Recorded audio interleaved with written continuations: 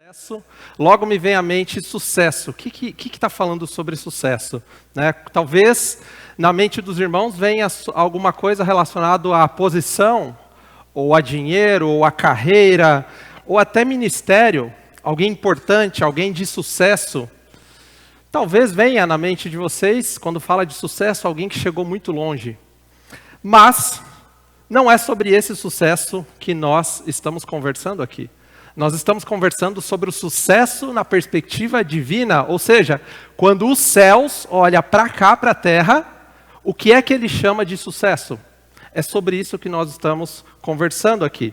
Então, no céu tem uma lógica invertida. Se vocês lembrarem, irmãos, os discípulos eles estão discutindo sobre quem é mais importante, quem vai sentar na direita, quem vai ficar mais perto de Jesus. E Jesus fala que no céu tem uma lógica invertida de sucesso ou de importância. Quem for menor aqui, lá é grande, e vice-versa. Então, sucesso na perspectiva do céu é diferente da nossa aqui. E hoje nós conversaremos sobre o sucesso na espiritualidade, e eu queria que vocês deixassem a Bíblia aberta lá em Números 13, nós voltaremos, eu vou dar um contexto, mas a hora que colocar no telão, se puder colocar na NVI, por favor. Mas deixem a Bíblia aberta em Números 13, por favor.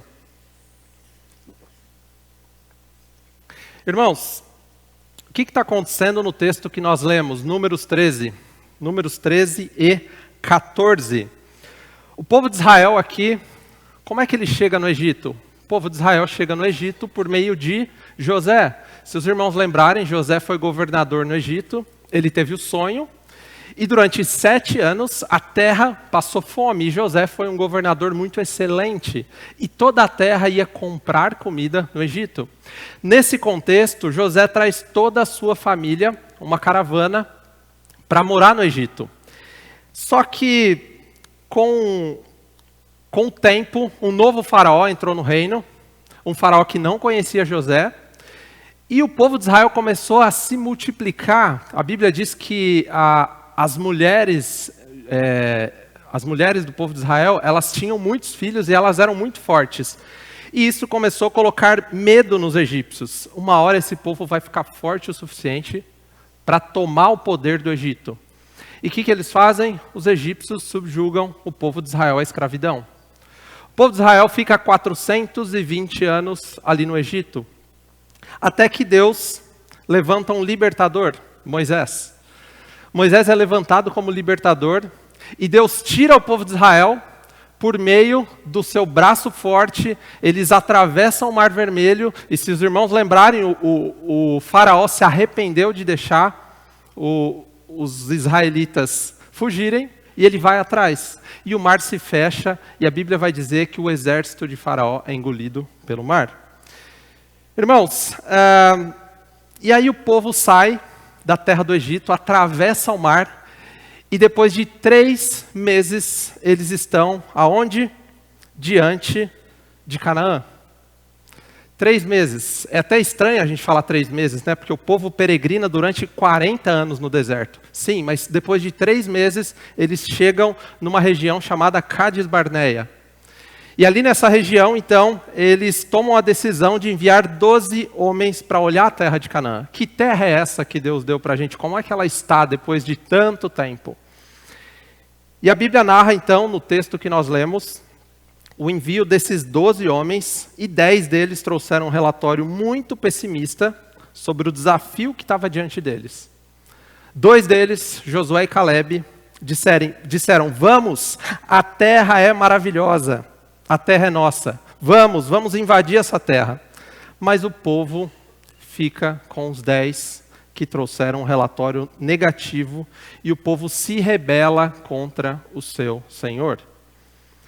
E aí, esse é o motivo pelo qual eles peregrinam por 40 anos no deserto, irmãos. Porque eles voltam com medo de entrar na terra que Deus disse, entrem. Eles voltam para trás e ficam 40 anos. É por isso que a gente vai olhar na Bíblia, tem o livro de Deuteronômio. Deuteronômio está repetindo o decálogo, ou os 10 mandamentos e a lei. Não é um mandamento novo, é a repetição, porque é uma nova geração, porque o que é que Deus diz? como punição, vocês vão peregrinar no deserto até que toda essa geração morra. E leia-se geração, 16 anos para cima era considerado para o exército. Então, voto também era 16 anos para cima. Então, toda aquela geração morreu no deserto, até que em Deuteronômio, Deus dá a lei de novo para o povo, para que eles pudessem, então, entrar na terra prometida. Esse é um contexto da passagem de onde nós estamos agora. Deus diz, vão para a terra que eu dou a vocês. Mas o que temos aqui é um povo que duvida de Deus e da sua ordem.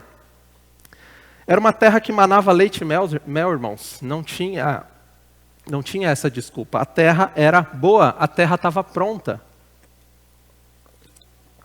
E o que acontece aqui no texto que nós lemos é que há um exagero muito grande, há um medo e há um arrependimento de ter saído do Egito. Moisés, por que é que você nos tirou do Egito? Você trouxe a gente para ser cova, para abrirmos covas aqui no Egito, no deserto? E aí eu já pergunto para você, meu irmão e minha irmã, como você tem encarado os dilemas da sua vida? Como? Será que a incredulidade tem alugado um espaço no seu coração? Como? E é isso que a gente vai conversar um pouco aqui hoje. Lá em Números 13, 31, se puder colocar, eu vou ler o texto de 31 a 33 e vou repetir o texto que nós lemos na leitura oficial.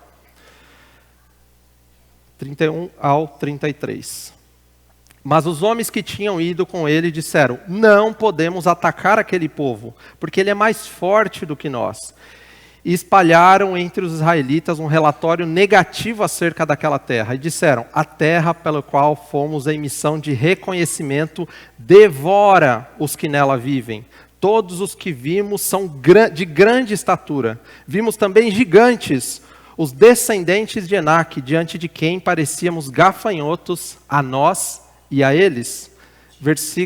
Capítulo 14, verso 6. Josué, filho de Num, e Caleb, filho de Jefoné, dentre os que haviam observado a terra, rasgaram as suas vestes e disseram a toda a comunidade israelita, a terra que percorremos em missão de reconhecimento, ela é excelente. Se o Senhor se agradar de nós, Ele nos fará entrar nessa terra, onde manam leite e mel, e a dará a nós. Somente não sejam rebeldes contra o Senhor, e não tenham medo do povo da terra, porque nós os devoraremos como se fossem pão. A proteção deles se foi, mas o Senhor conosco está. Não tenham medo deles. Vamos orar, irmãos, para que Deus fale por meio dessa palavra. Deus e Pai, eu te peço, Pai, que o Senhor se revele por meio da tua palavra. Eu te peço para que o Senhor fale tudo aquilo que o Senhor falou comigo. Eu peço para que o teu Espírito Santo seja o protagonista nesse culto, Pai. Em nome de Jesus nós oramos e pedimos para que nós não saiamos daqui da mesma forma que nós entramos. E pedimos para que a tua palavra renove as nossas vidas. Em nome de Jesus. Amém. Amém. Irmãos, aqui então, nos textos que nós lemos, temos duas reações diferentes diante de um mesmo cenário, certo? Nós temos aqui uma situação muito complicada. O que acontece? O povo de Israel sai depois de 420 anos no Egito. O que isso significa? Significa que todos eles nasceram na escravidão. O que é que eles sabiam fazer? Serviço braçal. Eles não eram um exército, eles não tinham um exército. É por isso que quando a gente analisa aqui a situação, é muito interessante, porque se nós olharmos com um olhar terreno somente, não fazia sentido eles invadir aquela terra. Eles eram pessoas que viveram e nasceram escravas, enfrentando gigantes, descendentes ali, provavelmente de Golias, também, fortes e com as suas fortalezas em dia. Percebem? Essa é a situação. E eu vou percorrer aqui esses textos que nós lemos, trazendo a perspectiva desses 10 homens e depois a perspectiva de Josué e Caleb. Eu quero que os irmãos observem a diferença, irmãos.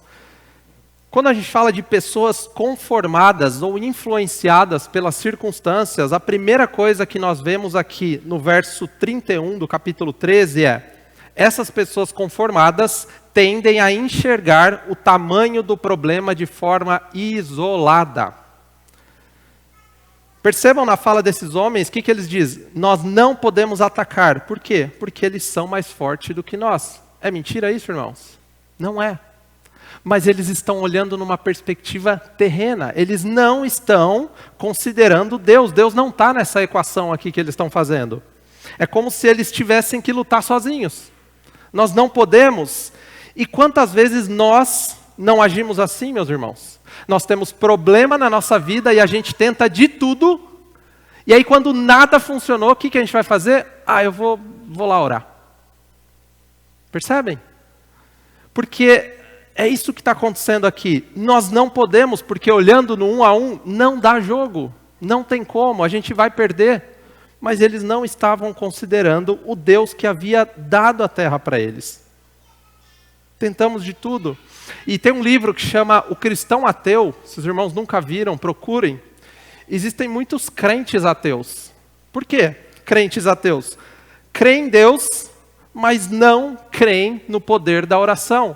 O filho fica doente, faz de tudo. Levanta 3 horas da manhã, vai na Unimed, vai comprar remédio que não pode, mas ainda não dobrou os joelhos para orar. Percebam que confia, mas na hora da prática não lembrou da oração. Porque não crê que a oração transforma, que a oração cura. O que mais? Crê em Deus e crê que Ele faz grandes feitos, mas não crê que esses grandes feitos vão serem feitos na minha vida. Eu creio que vai ser feito na vida daquele irmão que testemunha todo o culto, mas na minha não vai. Viver como se Deus não fizesse essas coisas. Como filhos imaturos, irmãos. A minha filha essa semana chorou jantando porque ela queria tocar a gaitinha de boca enquanto jantava. Tem como fazer isso? Não tem. Outro dia ela chora porque o remédio, ela não quer tomar remédio. E nós agimos muitas vezes como filhos imaturos de Deus. Não confiamos no Pai que aquela decisão que Ele nos manda tomar, aquela dor momentânea que a gente vai passar, é porque Ele está cuidando de nós. E como bebês imaturos, a gente chora e não confia no Pai. Não crê na mão poderosa do Pai. É olhar o problema de uma forma isolada, como se tivesse apenas as circunstâncias na frente. Não tem Deus na conta. Isso é o que muitas vezes nós fazemos. Quantos de nós aqui não esquece, né, irmãos? Na hora da oração, na hora da luta, de cair de joelhos. O que mais? Pessoas conformadas e que são influenciadas pelas circunstâncias. Segundo, tendem a espalhar o negativismo ao seu redor. Olha o que diz no verso 32 do capítulo 13. E espalharam entre os israelitas um relatório negativo acerca da terra. Irmãos, quais têm sido as suas palavras no momento de adversidade? O que é que você espalha quando você está passando por lutas? Qual é a sua leitura da situação no dia mau? Todos nós passaremos por dias maus. Todos nós. A pergunta é, qual é o perfume que exala de você quando você está sendo provado? O que é que as pessoas que se aproximam de você, elas ouvem de você quando você está naquele deserto, irmãos? O quê? E aqui eu não estou falando que é fácil, irmãos. Eu não estou falando que é fácil. Para os irmãos da sede aqui que sabem, eu estou passando pelo momento mais difícil da minha vida, onde eu não consigo enxergar, eu não consigo ter nenhuma saída senão dobrar os meus joelhos. Não é fácil. Não é fácil dizer assim, povo de Israel, entrem na terra porque vai ser fácil. Não vai. Eles não têm exército, meus irmãos. Eles são escravos. O dia mal vai ser mal. Mas sabe o que é melhor do que isso? Você não vai passar sozinho, meu irmão. Por quê? Faça uma conta simples aqui comigo. Deus mas você é maioria. Não tem gigante que vai enfrentar isso, meu irmão. Não tem. Não tem gigante que aguente isso, meu irmão. Então, o dia mau, ele não é simples. Eu não estou aqui dizendo que é fácil, mas o que você tem espalhado quando a aprovação chega na sua vida? São palavras de vida ou são palavras de morte? O que mais? Terceira coisa, as pessoas conformadas e influenciadas tendem a superestimar o tamanho do problema. Superestimar. Olha no verso 32, a parte B. E disseram: a terra para o qual fomos em missão de reconhecimento, o quê? Devora aqueles que nela vivem. Meus irmãos, a terra não devorava ninguém. A terra não devorava ninguém. Aqui, esse relato assustado, amedrontado deles é uma hipérbole, é um exagero deles.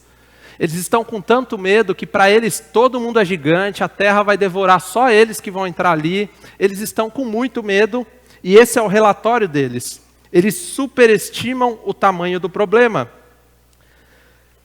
E nunca coloque, meus irmãos, na sua vida uma lente de aumento do problema. Não faça isso. Não aumente o seu problema, não aumente a gravidade dele. Sabe por quê? Porque se você fizer isso, você está acreditando em alguém. E o nome dele é Satanás. Satanás, ele é bom em uma coisa, irmãos. Lembra o que é? Mentir. Satanás é bom em mentir. E é só o que ele sabe fazer. E ele não tem poder sobre a sua vida, a não ser que nós demos poder a ele. Mas mentir, meus irmãos, ele mente bem.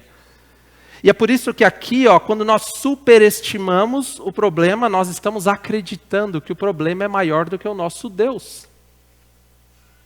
Então, o que a Bíblia diz é: não se apavore, não temas. Deus é maior do que isso. A Bíblia fala: não temas 365 vezes, uma vez por ano. Eu acho que não é por acaso. Não tenha medo, meu irmão. Eu estarei com vocês todos os dias. Até quando? Até o fim dos tempos. Por que é que nós passamos dias de medo? Não é porque Deus não está conosco, é porque nós não o percebemos. Nós não estamos sensíveis ao Espírito. Irmãos, Deus não nos abandona, nós é que abandonamos Ele. E no nosso dia mau, nós experimentamos um gigante aumentado, mas por causa da nossa própria incredulidade. O que mais? 4, pessoas conformadas e influenciadas perdem a chance de crescer com Deus na fé. Olha o que diz no verso 32 e 33. Todos os que vimos são de grande estatura. Vimos também os gigantes, os descendentes de Enaque, diante de quem parecíamos gafanhotos a eles e a nós. Quando você olha esse texto aqui, eles estão dizendo: nós parecíamos gafanhoto para eles e para nós. Eles estão se diminuindo de tal forma aqui e perdendo a oportunidade de exercitar a fé deles. Quando você não olha para Deus, todo o obstáculo é grande e você só enxerga gigantes na terra. Sabe o que eles ganharam com a falta de fé deles, irmãos? Aquilo que eles manifestaram com a sua boca. Eles não viram a terra prometida. Eles não viram. Eles não viram a terra que mana leite e mel. E tem uma frase do Rick Warren que ele diz: você nunca será um fracasso até que você desista. Aquele povo, ele está desistindo antes de lutar, antes de tentar. E se nós queremos crescer, meu irmão, existe um jeito de crescer. É na provação, é na luta. Então prepare-se para a provação se você quiser crescer. Existem orações perigosas. Você já fez oração perigosa, meu irmão? Vou te ensinar uma. Deus, eu quero te conhecer mais. Deus, eu quero ser uma pessoa perdoadora, eu quero ser parecido com Jesus. Ah, é? Você quer ser parecido com Jesus? Pois é, você quer mesmo? Vai aparecer um atribulado na sua frente e você vai ter que lidar com ele. Vai vir situações e você vai ter que lidar com elas. É assim que Deus nos ensina. Não é uma poção mágica que Deus faz assim, você simplesmente virou a pessoa mais calma do mundo. Não, vai aparecer, irmãos, os atribulados, e você vai ter que lidar com isso. Orações perigosas, cuidado, meu irmão. Cuidado com o que você pede. Quer ser parecido com Jesus? Jesus carregou cruz. É esse tipo de Senhor que nós temos. Então, observem, Josué e Caleb, eles não negaram que havia gigante na terra. Em nenhum momento os irmãos vão ver eles falando, não, é mentira, não tem gigantes. Eles não são fortes o suficiente. Eles não falam isso, porque eles de fato eram fortes. Ele cita várias nações ali, várias nações que tomavam Canaã. Então eles não negam. 13:30, então Caleb fez o povo calar-se perante Moisés e disse, subamos e tomemos a terra, é certo que nós venceremos. É certo que nós venceremos. Você que encontra gigantes em sua caminhada, você que encontra gigantes na sua caminhada, diga como Caleb, é certo que nós venceremos. Não porque você é bom, meu irmão, porque assim como eu, você é falho. Assim como eu, nós somos dignos do quê? De misericórdia. Mas quem está do nosso lado, meu irmão, a gigante vai sair correndo em nome de Jesus. E é nisso que nós cremos. Nós não cremos na força do nosso braço. Nós cremos naquele que nos chamou e nos enviou. Lucas 18:27 diz, Jesus diz, o que é impossível para os homens é possível para Deus. Mas é impossível esse gigante, esse meu chefe, esse trabalho, essa luta. Pois é, mas para Deus não é. Para Deus não é impossível, meu irmão. Não desista diante da adversidade. Se essa for a chamada de Deus, se essa for a ordem de Deus, a de ir, busque Deus em oração e desça o vale, marche em direção à terra, corra em direção à terra, porque os Enaquins eles não sabem, mas aquela terra já tem dono. Aquela terra tinha dono, irmãos. Quem não sabiam eram os Enaquins. Aproprie-se daquilo que Deus tem para você, em nome de Jesus. Aproprie-se daquilo que Deus te prometeu. Aproprie-se daquilo que Ele prometeu para você há tanto tempo. E muitas vezes a gente está receoso para dar o passo que a gente tem que dar. Aproprie-se, em nome de Jesus. E agora a segunda perspectiva, as pessoas vitoriosas. Primeiro, elas enxergam as oportunidades. Olha o que diz lá no verso 14. No capítulo 14, verso 7. A terra que percorremos em missão de reconhecimento é excelente. Olha a visão de Josué e Caleb. O relatório deles. A terra é excelente. Olha o que salta aos olhos de Josué e Caleb aqui. Não são os gigantes. É a excelência da terra. Percebam? Pessoas vitoriosas enxergam a excelência onde a maioria vê só o caos. Só o caos. Eu lembro de Paulo quando ele visita as igrejas. Tem uma igreja que ele visita lá, eu não vou lembrar exatamente qual era, que a Bíblia fala que ele chegou lá, os orientou e viu a graça de Deus lá. Irmão, se vocês forem ver, tinha bagunça naquela igreja. Mas ele viu coisa boa ali. Então, pessoas vitoriosas, elas enxergam as coisas boas diante da crise, diante do desemprego, diante da doença. A pergunta é, Senhor, o que do Senhor eu aprendo aqui nesse vale? Porque a gente pode passar a noite, o choro dura uma noite, a gente pode passar a noite falando, Deus, por que é que o Senhor fez isso comigo? Mas a gente pode dizer assim, Deus, o que é que do Senhor eu aprendo aqui nesse vale? O que é que o Senhor quer me ensinar aqui? É para eu crescer? Que eu cresça rápido, não é? Então, assim como Paulo, lá em Gálatas 6, ele diz, obrigado, Senhor, porque eu te agradeço as marcas da tua graça, as marcas que ele tem no corpo, que ele carrega no corpo. Eu trago as marcas da tua graça. E creia, meus irmãos, que o sofrimento vai te dar feridas? Vai. Mas pensa comigo, Você prefere sofrer com Cristo ou sofrer sem Cristo? Nesse mundo nós sofreremos. E eu creio em nome de Jesus que Deus vai usar as nossas feridas para curar pessoas ali na frente, meus irmãos. Elas não são em vão.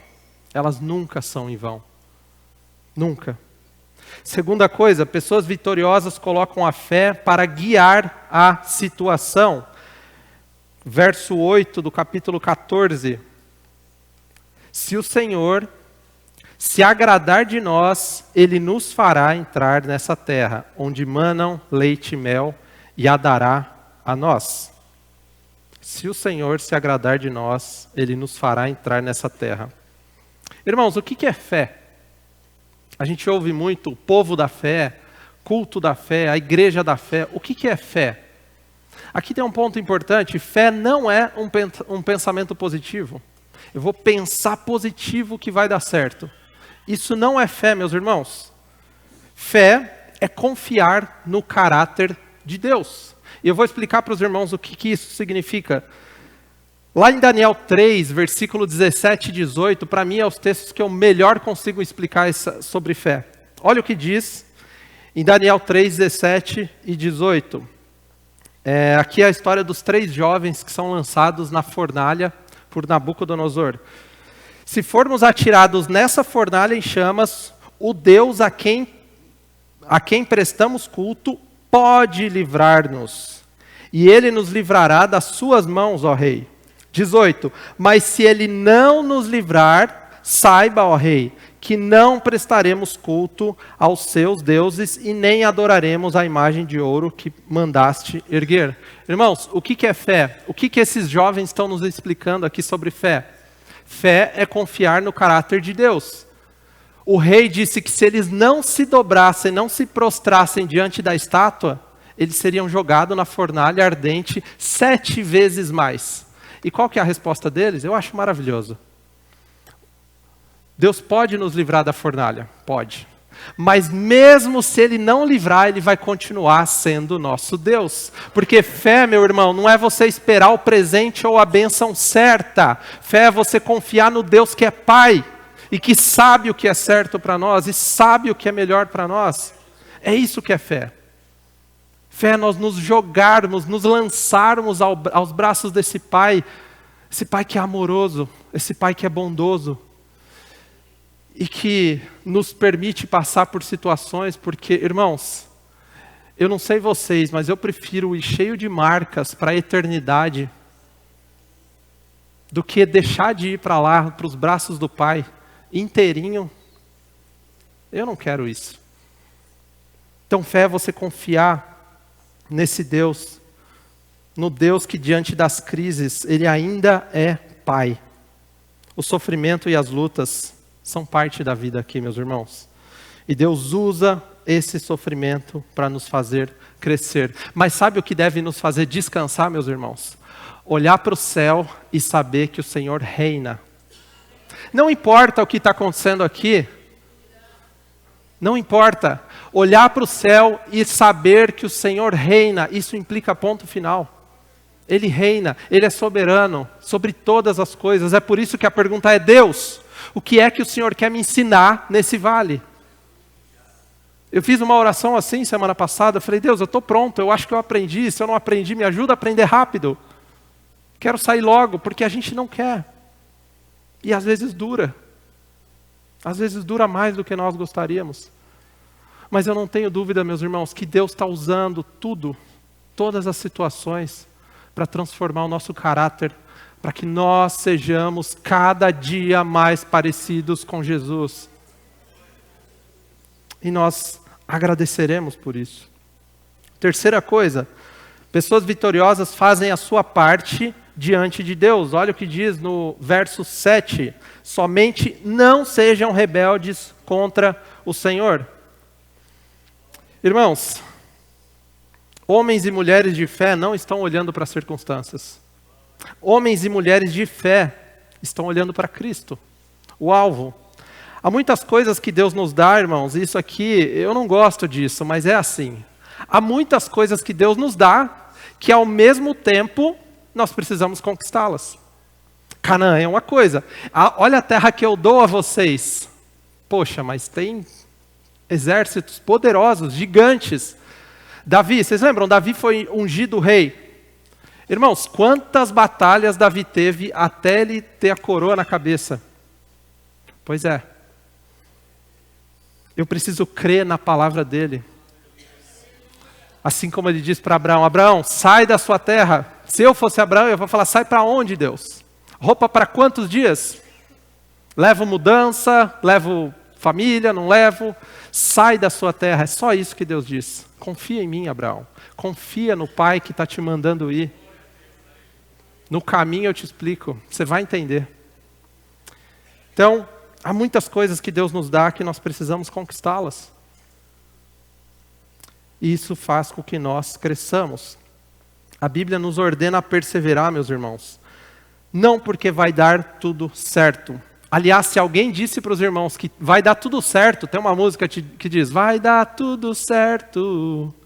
Quem dera se fosse assim, né? Irmãos, antes de dar tudo certo na glória, vai dar muita coisa errada. Vai dar. E eu queria que vocês abrissem lá em Hebreus 11. É um dos textos mais maravilhosos da Bíblia Sagrada. Eu vou ler aqui Hebreus 11, 32.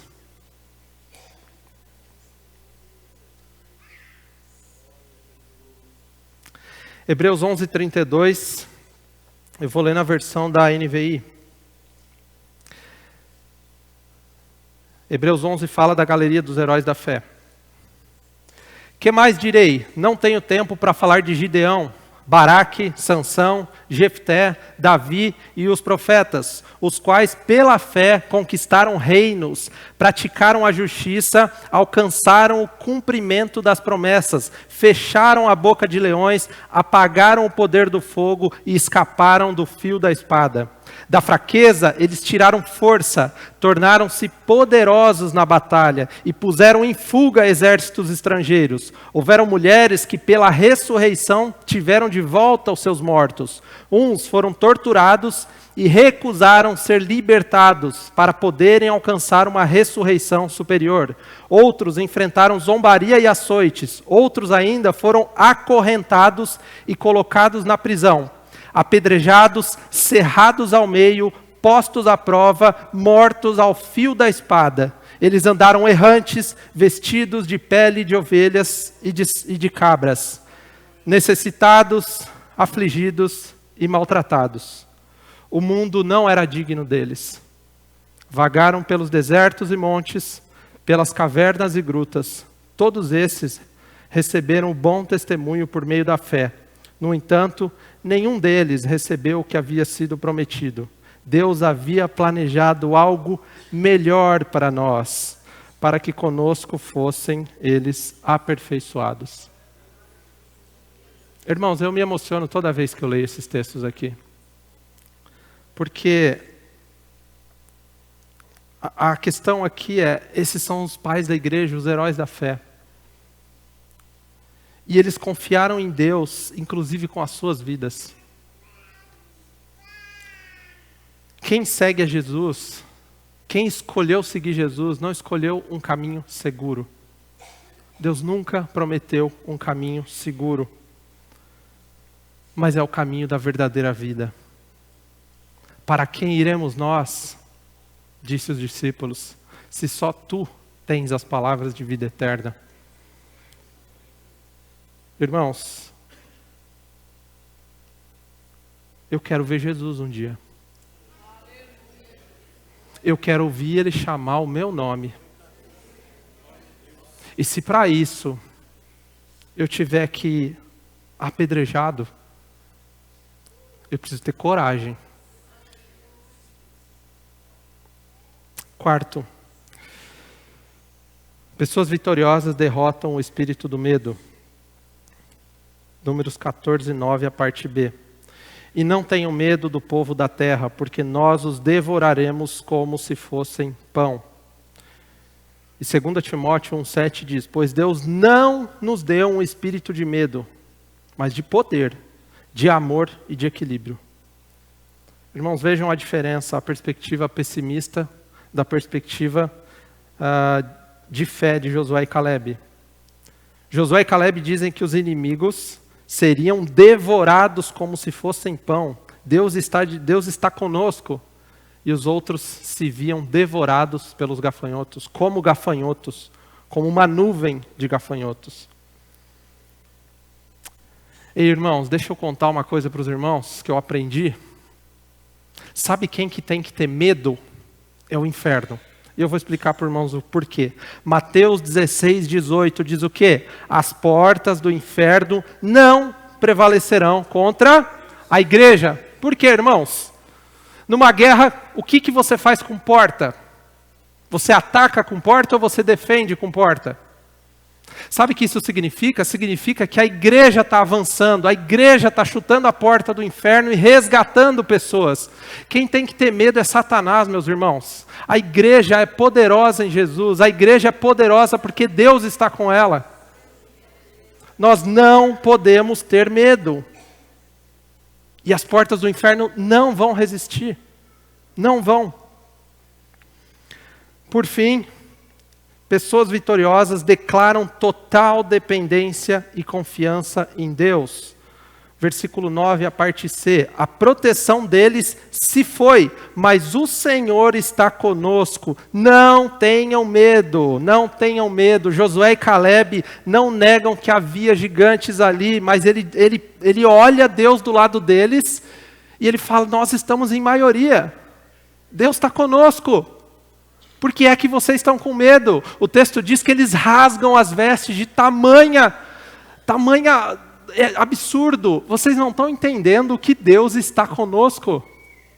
É isso que está acontecendo. Somos capazes de vencer esse gigante. O Senhor está conosco.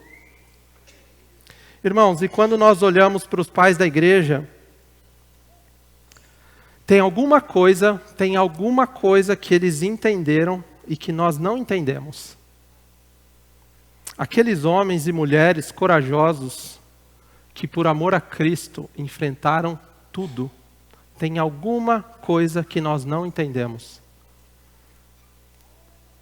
O que é que Saulo viu a ponto de considerar tudo como perda, tudo como esterco? O que é que João viu naquela ilha de Patmos, que ele cai horrorizado como morto? O que é que esses irmãos viram? O que é que Isaías viu naquela visão dele, do céu aberto? O que é que eles viram, meus irmãos?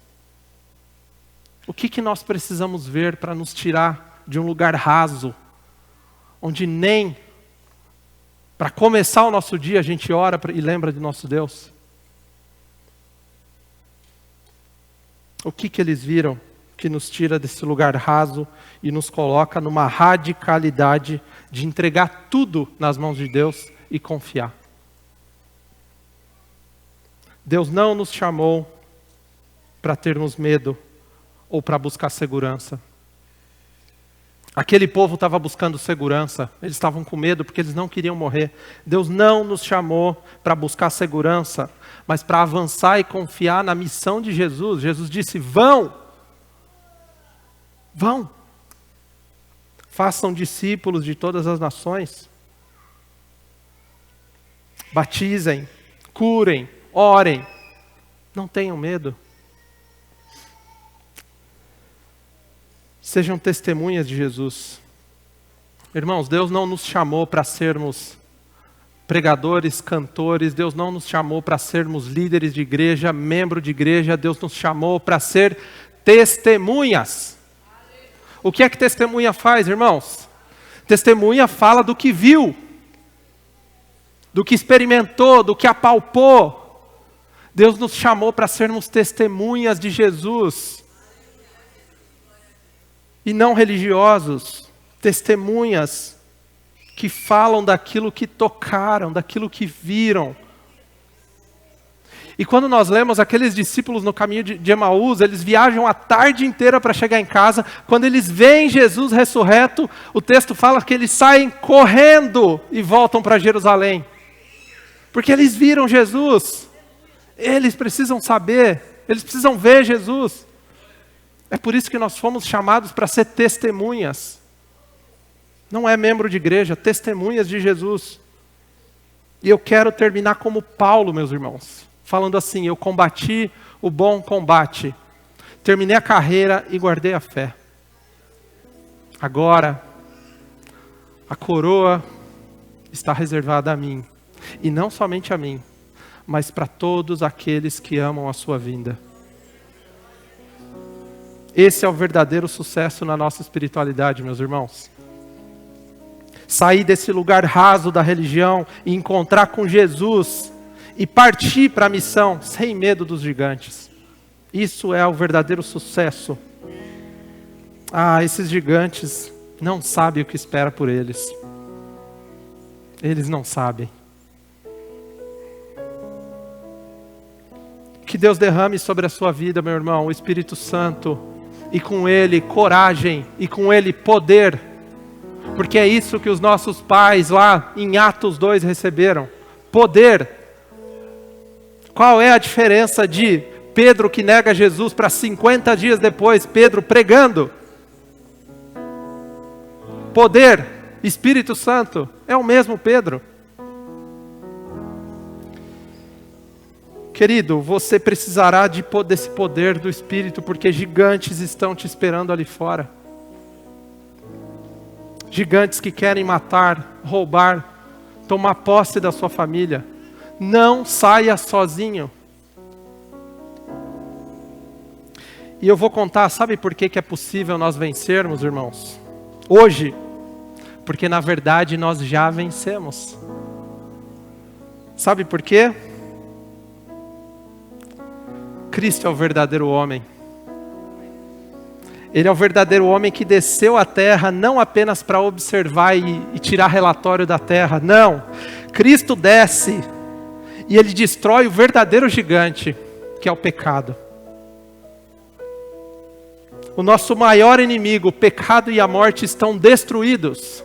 Somente creiam nele, caminhem com Ele, avancem.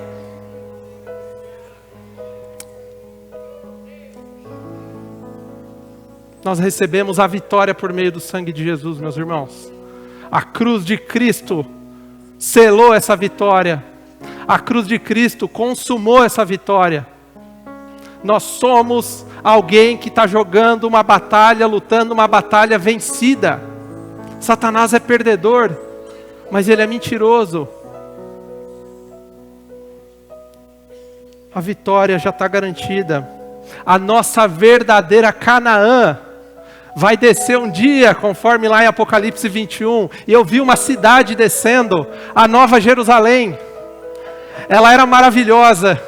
E naquela cidade, meus irmãos, não havia luz, porque o próprio Jesus estava lá. Naquela cidade, meus irmãos, não havia sol. Por quê? Porque o próprio Deus iluminava cada centímetro quadrado. Naquela cidade não tinha poste, porque não precisava. O próprio Cordeiro de Deus caminhará conosco na Nova Jerusalém. Essa é a nossa verdadeira Canaã, meus irmãos. Cristo já venceu e Ele nos chama para ser herdeiros com Ele. Ele já venceu. E eu termino lendo o que Paulo disse para a igreja de Coríntios. 1 Coríntios 16, 13. Estejam vigilantes, meus irmãos. Mantenham-se firmes na fé. Sejam homens e mulheres de coragem e sejam fortes. Nós já vencemos em nome de Jesus. Eu quero convidar você para ficar de pé.